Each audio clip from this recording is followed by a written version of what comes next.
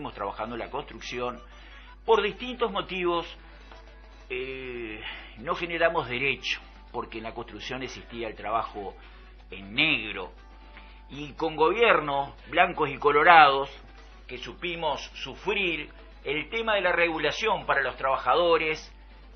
Solamente está regulado, solamente tener derecho a una jubilación era una lucha, realmente era una lucha. Hoy las condiciones de los trabajadores de la construcción han cambiado radicalmente, no solamente en salario, sino en protección. Falta mucho, se está aprobando el proyecto de responsabilidad penal para los empresarios que no protegen debidamente a sus trabajadores.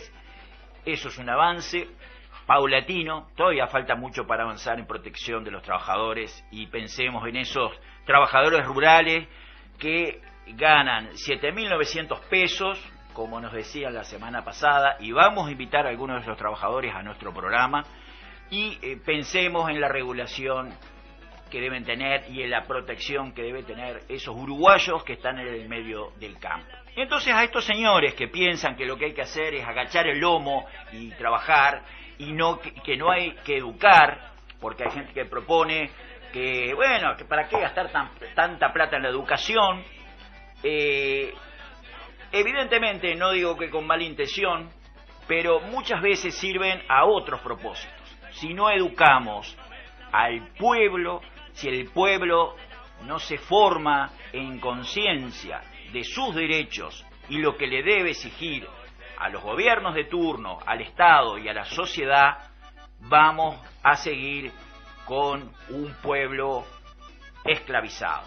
Entonces, la forma de avanzar en alguna medida en este proceso hacia una sociedad más justa pasa también por dedicar mucho tiempo a la reflexión, porque en definitiva el ser humano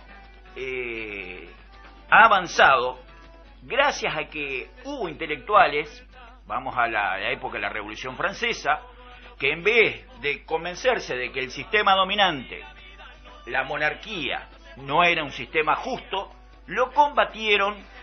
¿Saben cómo lo combatieron? Con ideas. Primero con ideas. Había que romper la concepción dominante de que el rey era el que nos debía gobernar y que debía estar con su voluntad por encima de todos los habitantes de un país que ni siquiera eran ciudadanos, eran súbditos de ese rey. ¿O qué pensamos? ¿Que fue una cuestión solamente que los campesinos en su trabajo diario de cultivar la tierra lograron darse cuenta de que se estaban violando sus derechos? La lucha social, la lucha por algo concreto, luchar por un mejor salario, por mayor libertad, por tener determinados derechos de regulación de su propio trabajo, es una parte importantísima para generar una reflexión del ser humano sobre condiciones que no son justas para él. Pero si no hay una reflexión que otras personas también hagan sobre lo que la riqueza que estamos elaborando, y si es justo o no, dónde se distribuye, forma parte de un proceso intelectual. Entonces, ojo que no hay que desvalorizarlo. A mí, realmente, lo que me gusta en cuanto al trabajo intelectual y al trabajo manual, porque aprendí mucho trabajando en la construcción. Siempre cuento una anécdota que los técnicos porque en definitiva no son estrictamente intelectuales, los arquitectos, muchas veces se equivocan, y a veces vienen técnicos constructores con mucha claridad teórica sobre cómo proyectar una gran obra, pero yo aprendí desde abajo, desde el peoncito, en la construcción, aprendí a ver que había oficiales veteranos que en su técnica particular, en su área, dominaban mucho más elementos que el teórico. Pero, por supuesto, una persona que estudió y que tiene toda una visión global de una construcción, tiene herramientas que no las tiene un oficial que se especializa en una determinada función. No son contradictorias, uno tiene que tener humildad para aprender. El que está trabajando la tierra tiene que tener humildad para aprender también del ingeniero agrónomo Y también saber de que la técnica tiene que estar al servicio del hombre y no el hombre al servicio de una técnica o de un sistema.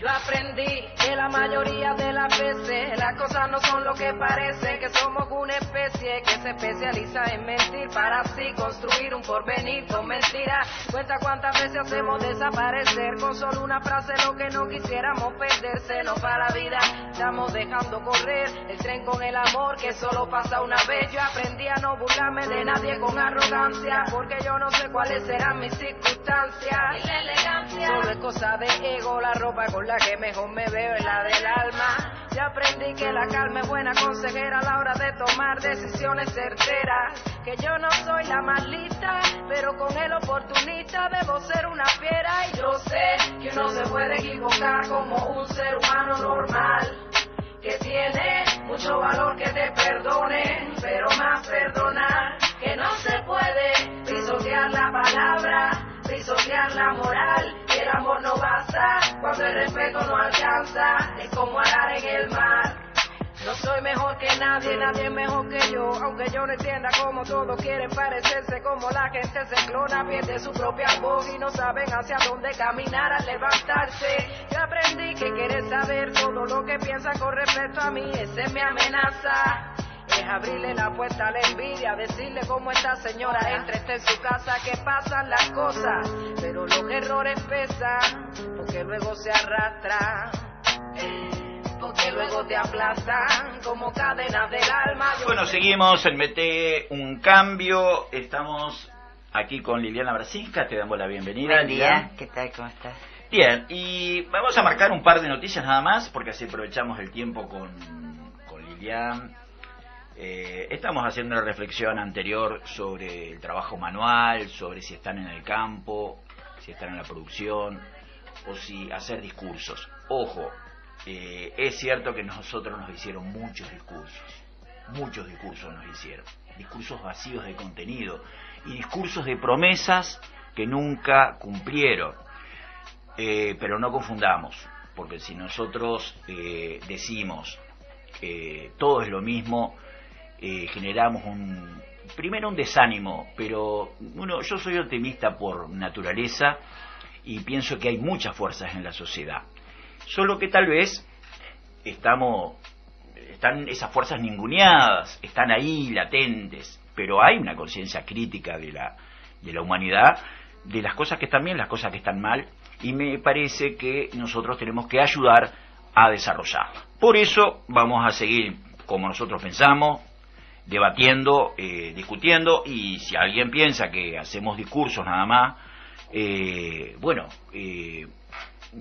nosotros escucharemos estos discursos de los economistas, los intelectuales que vinieron la semana pasada o estos días por acá, y después si en algún momento les toca actuar, les pediremos cuenta, a ver si esas ideas realmente se concretan. Bien, queríamos, sobre el debate de programa, queríamos citar esta noticia. Hacia el Congreso del Frente Amplio, 5 grupos del Frente Amplio van a presentar 7 propuestas programáticas. El MPP, el PSU, el Frente Unido, la Liga Federal y Compromiso Frente Amplista son los proponentes. Esta noticia es del miércoles 6. Que en la noche de hoy quedarán acordadas entre diversas propuestas del Frente Amplio las 7 propuestas programáticas complementarias a ser planteadas los Frente Amplistas previo al Congreso Hugo Cores. Esta información es de La República del miércoles 6 del 11. Las 7 propuestas son: 1. Más y mejores políticas sociales. Derecho a la educación impostergable, con acceso especialmente a la educación media y los sectores populares. 3. Diversificación de la matriz productiva con el desarrollo de la fuerza productiva, la complementación regional y la sustentabilidad medioambiental. 4. fortalecimiento de la integración regional latinoamericana, juntando lazos para el desarrollo con el resto de los países del mundo. 5. Profundizar la transformación democrática del Estado. 6. Fomento y construcción de una sociedad de valores. 7. Profundizar los procesos de descentralización con incorporación activa de las organizaciones sociales con el rol del sujeto de cambio. Los compañeros que los consultamos sobre estas 7 propuestas decían que así tal como están redactadas les parecían que eran muy similares a lo que era la propuesta inicial del Frente Amplio, y que les preocupaba que realmente se hicieran cambios reales en ese programa. Representantes de estas agrupaciones señalaron que algunos sectores militantes reclaman insistentemente un giro a la izquierda o la profundización de los cambios, aunque el documento base acordado por el Plenario Nacional para ser debatido en el Congreso, dicen, no refleja en muchos aspectos la aspiración de esos sectores frente amplistas. De allí planteaban ellos la necesidad de estos aportes complementarios a la discusión, que según fuentes participantes de la coordinación política buscan ponerle algo más de contenido a la gestión del próximo gobierno. Bueno, uno de los que piden un giro a la izquierda es Carlos Viera, Jorge Notaro, que estuvieron la semana pasada acá, hicieron propuestas realmente fuertes de transformación de la política económica. Julio Luis también en el tema de defensa, con Carlos Coitiño, estuvieron haciendo planteos sobre la inserción internacional y el tema de la soberanía nacional, y bueno, parece que esto pudiera ser una respuesta. De todas maneras, el Frente Liber Seregni, hay compañeros que hicieron críticas a este tipo de discusión porque plantean de que en definitiva el acuerdo que se hizo era el que se votó en el plenario nacional. Algunos dicen se votó en el plenario nacional sin ninguna discusión, porque fue presentado horas antes del plenario nacional. Pero bueno, estamos en un proceso de debate democrático hacia este Congreso, y la semana que viene vamos a acercar propuestas de comité de base, porque este es un Congreso de comités de base, no de sectores políticos. Los sectores políticos allí se expresan a través de sus delegados al Pleno Nacional, que son 150 integrantes del Pleno Nacional, pero el Congreso van a ser más o menos 2.000 delegados de todo el país que se agrupan en sus comités de base. Las ideas se plantean en los comités de base. Si los comités de base están de acuerdo, las propuestas las llevan, y si no, no.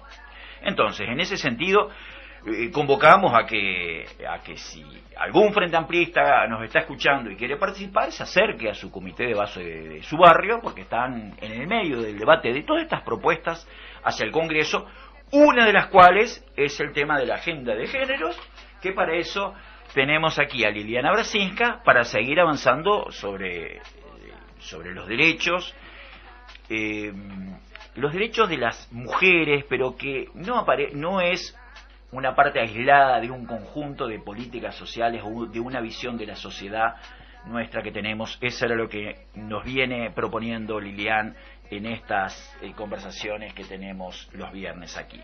Bien, y por último, realmente estamos preocupados por el tema de la liquidación de Pluna, que tal como veníamos anunciando, efectivamente la Suprema Corte de Justicia declaró inconstitucional la ley de liquidación de Pluna, incluyendo la subasta de aviones. Vamos a traer a alguien que nos explique, tiene muchas partes técnicas difíciles, hay una confrontación ahí entre los intereses de los acreedores y del Estado, que el Estado hace una ley de liquidación para tratar de mantener parte del patrimonio nacional, y estaba prácticamente resuelto la posibilidad de la creación de Alasú, que es una cooperativa de trabajadores que se encargaría de gestionar la única aerolínea nacional que tenemos nosotros, y sin embargo entra en contradicción estas decisiones que toma el Poder Ejecutivo con los intereses de los acreedores. Y la Suprema Corte de Justicia falla en favor de los acreedores. Bien, noticias. Tengo que pasar una noticia, una actividad que hay la semana que viene, que nos mandaron ahora el volante, el miércoles que viene, miércoles 13 de noviembre, a la hora 19, hay una mesa de debate sobre qué política en defensa y soberanía nacional es posible. ¿Cuál es el presupuesto adecuado para las Fuerzas Armadas? ¿Cómo se asegura la soberanía nacional?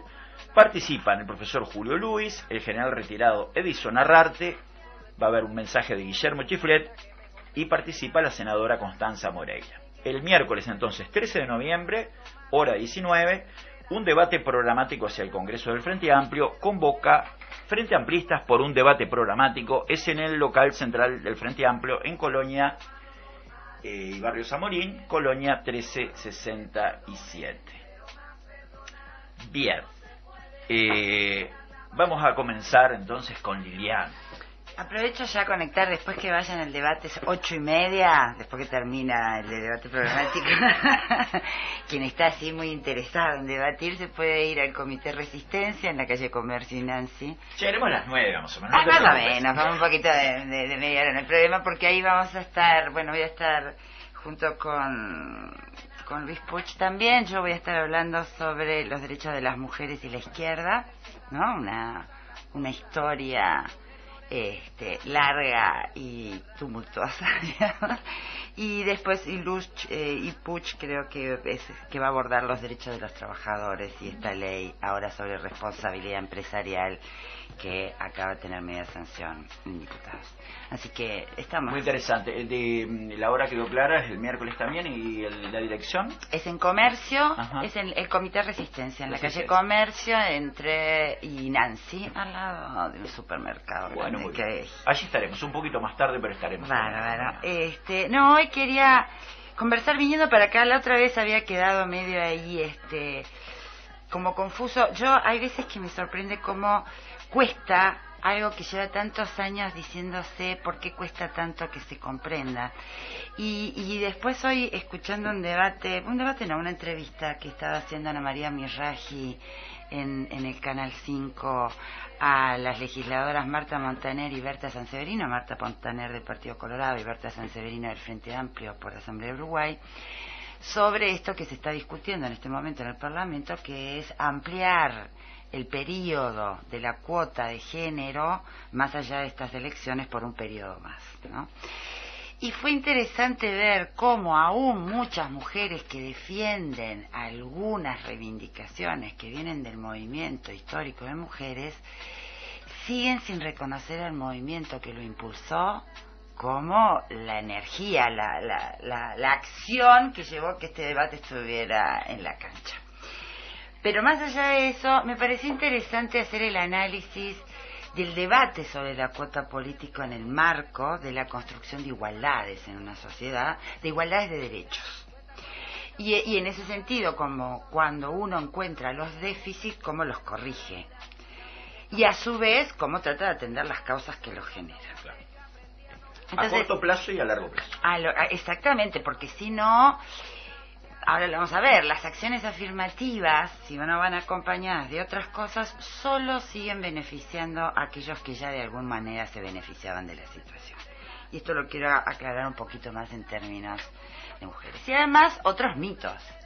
De la misma manera que yo te preguntaría si cualquier hombre te representa en política, tú me dirías, lógicamente, que no. Obvio. ¿Por qué suponer que cualquier mujer representa a todas las mujeres en la política? Esto ya de por sí es un preconcepto que da cuenta de un mito y de un prejuicio. O sea, y que además no logra entender cómo no se puede seguir haciendo análisis de la realidad sin incorporar la perspectiva de género, porque efectivamente no hemos incorporado el filtro que permite ver esta injusticia, de la misma manera que no se puede pensar que solo incorporar la igualdad de género nos pone de acuerdo en todo a todas las mujeres. Y esto lo voy a explicar un poquito más después de la pausa. Bueno, estamos con Liliana Brasinska, analizando y profundizando la agenda de género, que no termina, como dice Liliana, empieza con la agenda de género, o capaz que empezó por otro lado, ¿no es cierto? Sí, eso en realidad es como analizar las diversas situaciones de desigualdad e injusticia incorporando el análisis de la perspectiva de género. Exacto, estamos en Mete un Cambio, los esperamos, nuestro teléfono de contacto es 098-123-328, Los esperamos después de la pausa. Que no se puede pisotear la palabra, O ovo frito, o caviar e o cozido, a buchada e o cabrito, o cinzento e o colorido, a ditadura e o oprimido, prometido e não cumprido, e o programa do partido. Tudo vira bosta. O vinho branco, a cachaça, o chope escuro, o herói, o dedo duro, o grafite lá no muro, seu cartão e seu seguro, quem cobrou pagou o juro, meu passado e meu futuro. Tudo vira bosta. Um dia depois,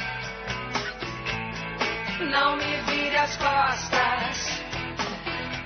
Bueno, estamos en Mete un Cambio en el espacio de Andares. Estamos con la visita no, porque es como de la casa ya, Liliana, ¿por qué digo visita? Con Liliana Brasinskas. Vamos a continuar discutiendo o analizando la agenda de género. Y Liliana nos estaba hablando de las distintas visiones dentro de... Sí, yo la creo que política. a mí me parece que lo decíamos en los viernes anteriores, ¿no? Estos momentos en donde uno reflexiona sobre procesos internos de los partidos, programas, no sé qué, es bueno medir, en mi caso como activista social que lleva adelante, ¿no? Una agenda justamente de las mujeres y para corregir, o sea, realmente poder nuevamente compartir con la gente razones de una causa y motivos por los cuales es justo seguir peleando por ella. Porque es el momento en que tenemos, además, quienes venimos del activismo social, poder dialogar con los partidos políticos en el proceso electoral de cómo estas causas deben ser incorporadas, porque son causas justas.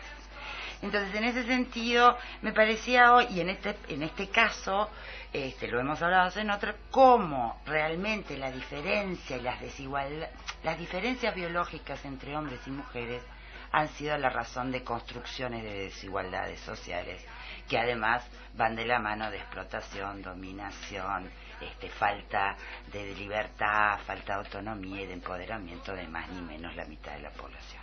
Pero que también esto tiene que ser visto en consonancia con los otros proyectos políticos de país, ¿sí? Porque yo conozco muchísimas mujeres que reproducen el sistema de dominación. Y también conozco algunos hombres que están incluidos a la lucha por liberar realmente de esas cadenas de dominación. Hay un dicho que las peores machistas son las mujeres. Bueno, esto es como decir que los pobres son los responsables de la pobreza. A quien dice eso yo le respondo esto. Yo lo que creo es que sí hay muchas personas que reproducen el sistema y habemos unas cuantas también y cada vez más las que peleamos por transformarlo. Y en ese sentido no es tan obvio porque machista no es solo una causa ni una pelea de mujeres y no se cambiará nunca si no hay una modificación de la relación entre hombres y mujeres. Entonces, por lo tanto, es machista porque en definitiva siguen siendo muchos hombres los que están en el poder que determinan las condiciones en las que hombres y mujeres vivimos.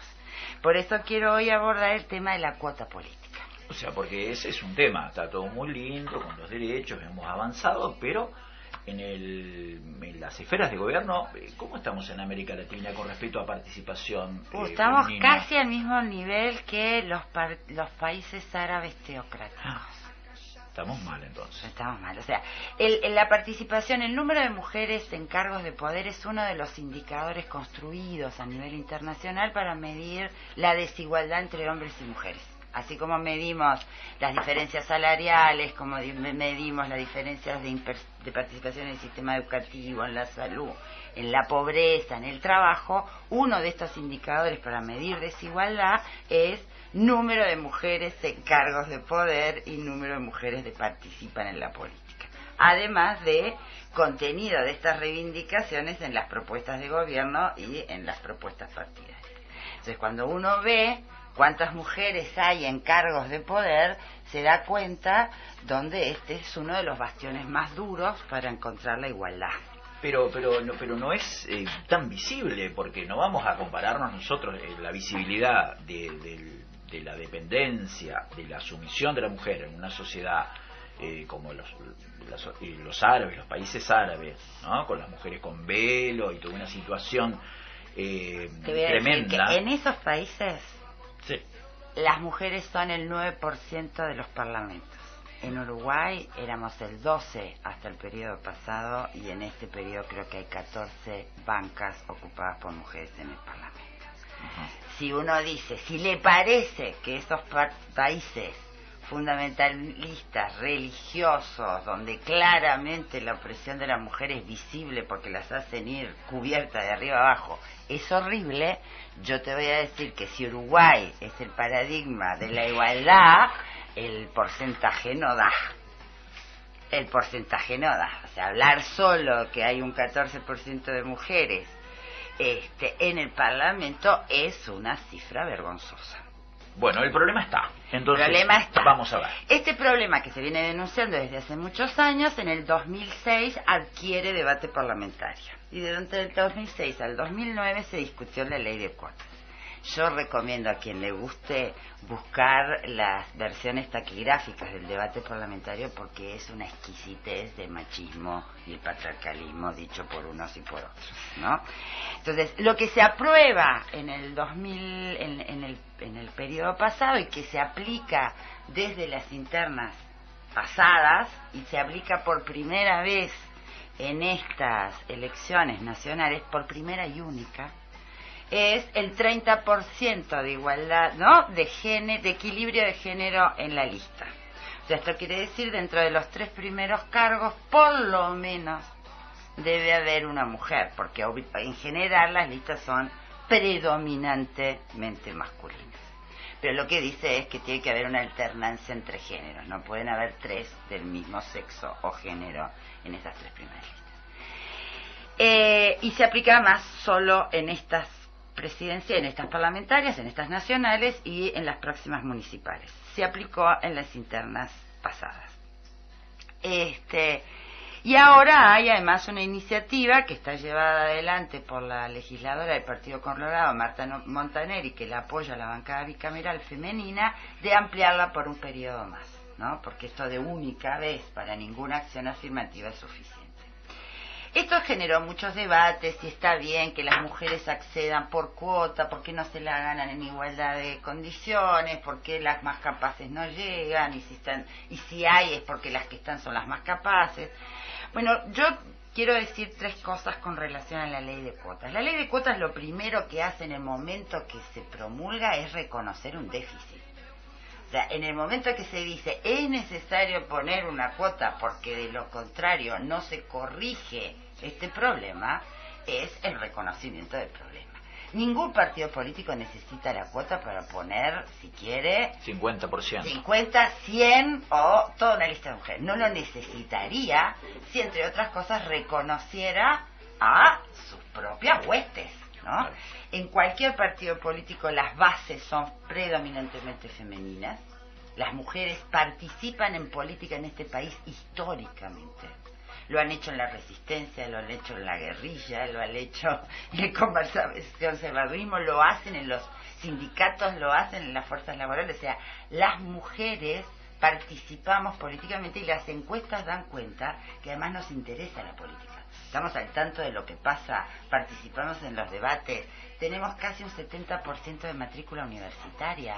Exacto. Las mujeres generamos hechos políticos. En el caso de la educación, actuamos políticamente. Es claro, es notorio que en la educación la población predominante, y además de los mejores estudiantes, ni que hablar, en secundaria, exactamente, con mayor mujeres. número de maestrías, de posgrados, o sea, mujeres cultas, con formación y participando activamente no nos falta.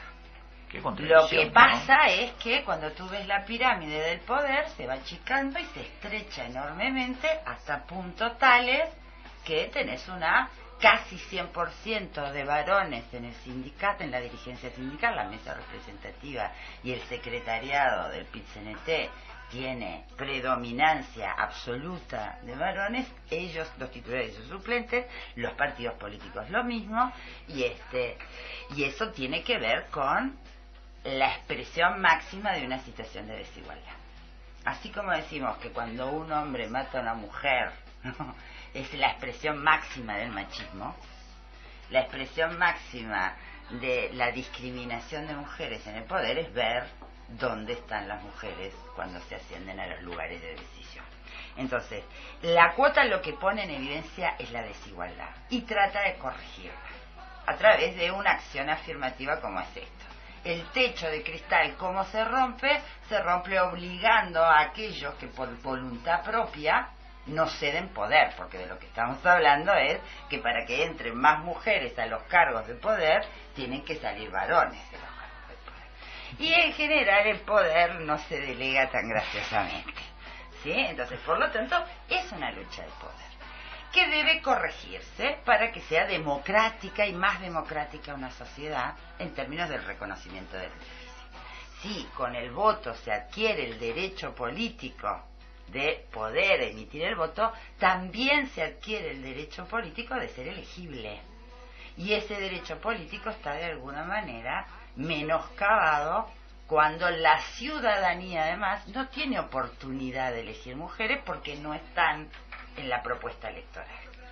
¿Sí? Cuando uno va a buscar mujeres en las listas, se encuentra que están en lugares donde no salen, en fracciones chicas además de sectores, donde solo ponen un legislador. Si vos vas segunda en la lista, ya no salís. Claro. ¿Sí? Entonces, por lo tanto, esta corrección la tenés que hacer por ley, porque la sola voluntad política de las estructuras no la habilita. Ahora, ¿alcanza? No es suficiente. Es una herramienta de acción afirmativa que no es suficiente. Y esto está demostrado también hasta ahora. Desde que se demuestra este déficit, los partidos no han invertido en promover liderazgos de mujeres, en realmente generar que se supere esta duda de que solo llegan porque tienen cuota. No, la cuota es para corregir algo que está realmente subordinado. Entonces, pero eso solo tiene que ir acompañado justamente del reconocimiento, del incorporar en el imaginario colectivo que debe democratizarse el poder, porque el poder está ejercido hegemónicamente por varones. Si fueran todos negros y la mayoría de la población fuera blanca, también sería una cuestión como fue el apartheid, ¿no? Entonces, ahora, lo que sí quiero diferenciar es, no toda mujer en sí representa toda una reivindicación. Hay mujeres que entrarán al sistema para reproducirlo, habrá mujeres que entrarán al sistema para transformarlo.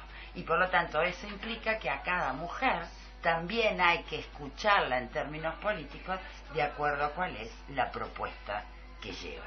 Hay mujeres que mantendrán en el statu quo, hay otras que ingresarán a la política para cambiarla. Vamos a escuchar una canción que nos seleccionó Janet. Le mandamos un abrazo desde aquí. Estamos con Liliana Brasinska en Mete um Cambio. Prometido e não cumprido, e o programa do partido, tudo vira bosta.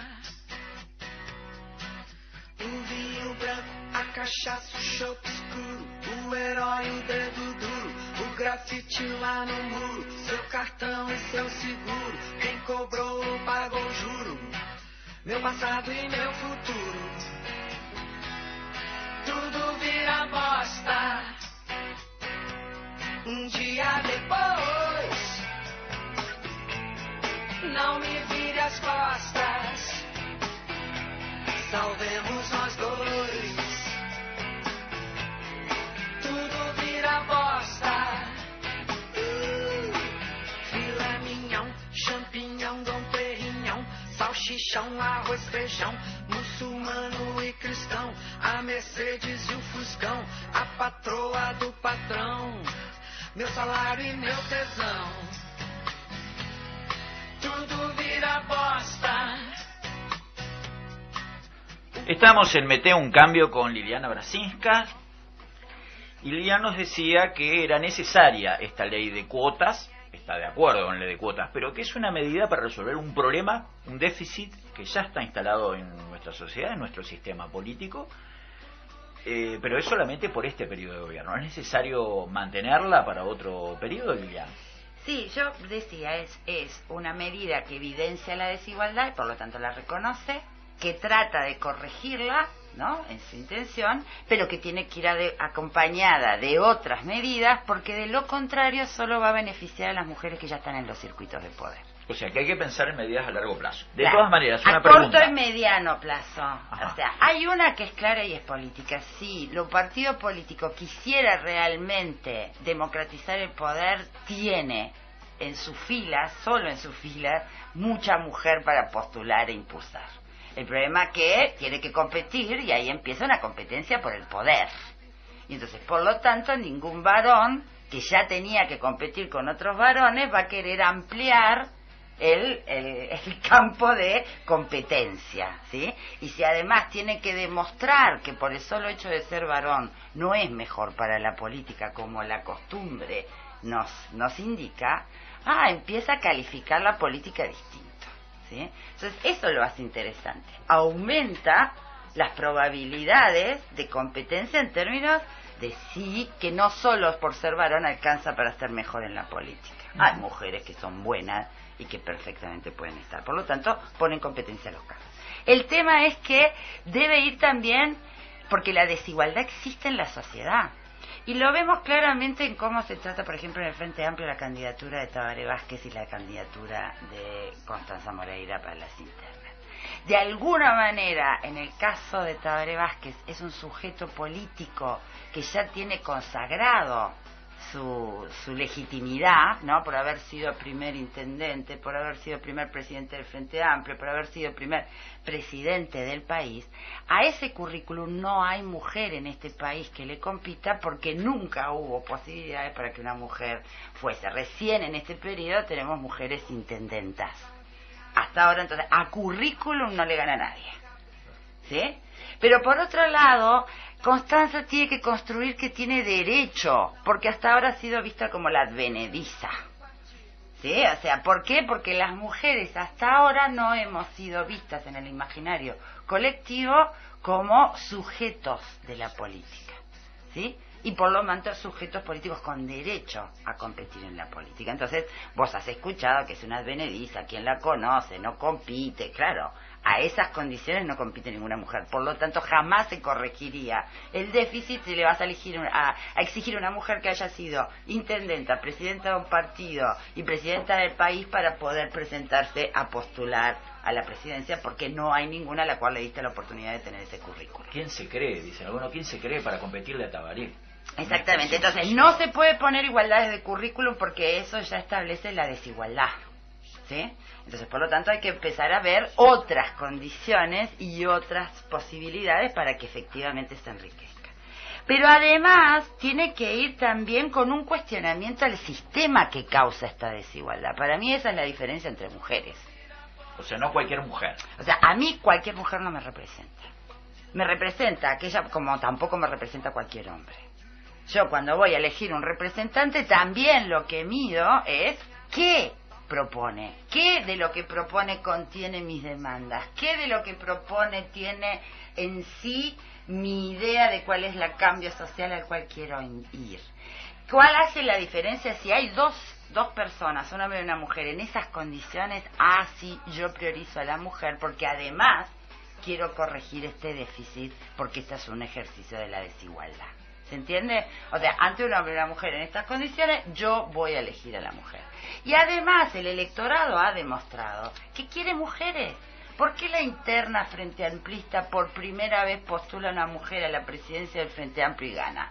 entre los 4 candidatos. Y le gana a todos los hombres. Y le gana a todos los hombres. Porque es la primera vez que además la fuerza política, primero, habilita la elección para la candidata, ¿no? Para la presidencia, y a su vez da la oportunidad de que haya una candidata mujer. Si no la das nunca, nunca vamos a saber si el electorado querrá o no querrá mujeres en el poder, porque no le das la oportunidad de votar. Te voy a contar rapidito, para no cortarte, una anécdota de mi comité de base en las elecciones internas. Como uno anda ahí para arriba y para abajo, y soy delegado de base, los compañeros te tienen cierta confianza. Y como siempre, hace muchos años que estoy como independiente dentro del comité, venían las compañeras y me decían: dame la lista de Mónica, pero que no se entere mi marido. Pero me pasó no con un caso, me pasó con 5, porque eran de determinado sector, votaban, pero la lista del presidente, como se podía cambiar el voto, te pedían lo de Mónica. No porque se le ganó, y con mucho margen. Con un margen importante. Hay una identificación de muchas compañeras, más allá de sus opciones políticas. Por lo menos políticas. queda demostrado que si vos postulás mujeres, hay gente que las vota. Es así. O sea, no es verdad que en el imaginario colectivo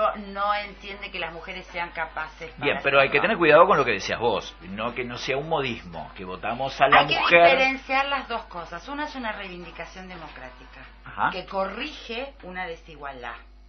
Eso no quiere decir que solo entrarán a las mujeres, al sistema de las mujeres que a mí me gusten. Claro. Van a entrar de todo. Van a entrar, o sea, en el mundo, todo el mundo dice: ay, que no queremos más Margaret Thatcher. Bueno, pero Margaret Thatcher en realidad también tenía derecho a ser primer ministra de Gran Bretaña. El problema es que afilió al sistema y lo reproducía muy bien, era mejor que cualquier hombre aplicando ese sistema. ¿Sí? También estuvo Indira Gandhi. Indira Gandhi no hizo esa misma forma de hacer política, pero son excepciones. Si siguiéramos esa lógica, jamás deberíamos votar a ningún hombre, porque tenemos en la civilización humana señores como Hitler, señores como Mussolini, señores como Pinochet, donde no nos dan ninguna garantía de seguridad ni nada. Por lo tanto, si hiciéramos esa misma lógica, jamás volveríamos a votar hombres para que estuvieran en el poder. O sea, eso es lo que hay que deconstruir culturalmente, y eso es lo que hay que reeducar democráticamente. Ahora, en términos políticos, yo sí quiero mujeres que no sean funcionales al sistema. Yo sí quiero mujeres que defiendan el derecho a ejercer el poder, pero además ejerzan una forma de hacer política distinta en forma y en contenido. Y en ese sentido sí quiero mujeres, no que pongan parche a las desigualdades de género, que atiendan y ataquen las causas que generan la explotación sexual, la división sexual del trabajo, la opresión de las mujeres por el sistema sexista y la construcción de una sociedad que sea contra el sistema patriarcal. Esas son las mujeres que yo quiero votar, pero todo el electorado tiene derecho, y el electorado femenino tiene derecho a ser elegible y a su vez a poder elegir también una canasta de propuestas de donde haya hombres y mujeres, porque eso es profundizar la democracia. Está claro, la propuesta de Lilian no nos va a dar para hoy, pero Lilian nos propone no solamente en el corto plazo apoyar esta ley de cuotas, que habría que mantenerla en el tiempo. Ejecutarla. Yo a esta altura de partida de las leyes las quiero, porque si necesitamos la ley, ejecútela, y no me ponga a la prima, a la sobrina y a la hermana o al amante para ocupar la cuota. Exacto. Realmente reconozca la múltiple cantidad de activistas y militantes que hay en nuestra sociedad y haga que esos cargos sean realmente dignos de ser ocupados por mujeres. Bueno, pero eso pasa también por una lucha democrática interna dentro de los partidos, ¿no? Que muchas veces hay partidos políticos que resuelven sus listas de candidatos entre 4 paredes, en 4 bambalinas. Es lo menos democrático que hay, ¿no? En el sistema democrático, exacto. La construcción de las listas. Porque, ¿qué es lo que pasa? Porque, muy bien, hay una ley electoral, ¿no es cierto? Hay un manejo electoral que pone determinadas reglas, pero la construcción de las listas no está exactamente reglamentada, queda la libertad dentro de cada partido y entra parte de una lógica de discusión que me parece que en algún momento vamos a tener que poner el debate para el tema de las mujeres y para el conjunto de la sociedad. Pero lo único que te propongo para adelante es ver por qué en un grupo de militantes donde hay mujeres y varones, a veces la selección para esos puestos empieza a ser más fácil elegir a un hombre que a una mujer. Tú me lo comentabas el otro día. Las condiciones son distintas para la militancia, digamos, política de una mujer que de un hombre. Sí. Sí, porque ahí lo que vamos es al sistema, ¿no? Eso que yo te decía, la división sexual del trabajo. Bien. Si para un hombre militar es cumplir con sus horas laborales y después ir a militar, no es lo mismo que cumplir con las horas laborales, cumplir con las horas familiares y después militar. Eso ya de por sí es una diferencia. Bien, esa es una causa que nosotros tenemos que atacar, primero siendo conscientes de ellos y ver cómo la resolvemos. Bueno, estamos en un cambio, un abrazo a todos y seguimos, lo esperamos la semana que viene, de lunes a viernes. Un abrazo a todos.